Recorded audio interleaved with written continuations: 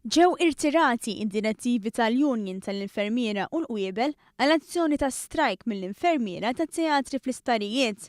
Iftehim tħabbar fit-tweet mill-Ministru tas-Saħħa Chris Fern li qal li l-iżblokk wasal wara taħdidiet li saru matul il-jum mal-awtoritajiet tas-saħħa. L-azzjonijiet industrijali tħabbru fil-jiem li għaddew mill-MUMN minħabba nuqqas ta' infermiera fis-swali tal-operazzjonijiet.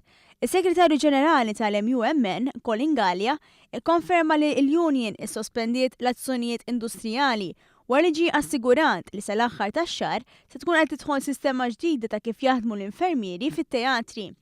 Intant b'reazzjoni għall azzjonijiet industrijali mill-Assoċjazzjoni Medika Maltija, il-Gvern qal li il-MAM mhix konsistenti fl-argumenti tagħha kif wara xhur tisħaq li matriċ lil Vitals Global Healthcare tmexxi 3 sptarijiet Maltin minħabba li skont huma m'għandhom l-ebda esperjenza medika, issa matriċ li dawn l-isptarijiet ikunu taħt it-tmexxija ta' Stewart Healthcare, kumpanija Amerikana b'esperjenza twila fil-qasam tas-saħħa.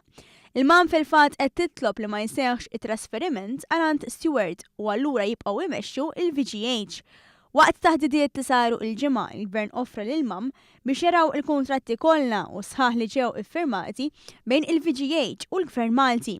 Is-Segretarju Ġenerali tal-MAM Martin Balzan ma aċċettax din l-istedina bil-Gvern isostni li l-MAM mhijiex qed tkun konsistenti lanqas dwar il-punt ta' trasparenza.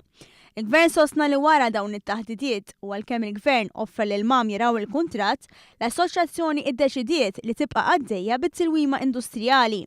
Għaldaqstant il-Gvern qal li se jkun qed jirriserva id-dritt li jieħu l-passi legali neċessarji fl-interess tal-pazjenti Maltin u Għawċin li se jintlaqtu minn dawn l-azzjonijiet.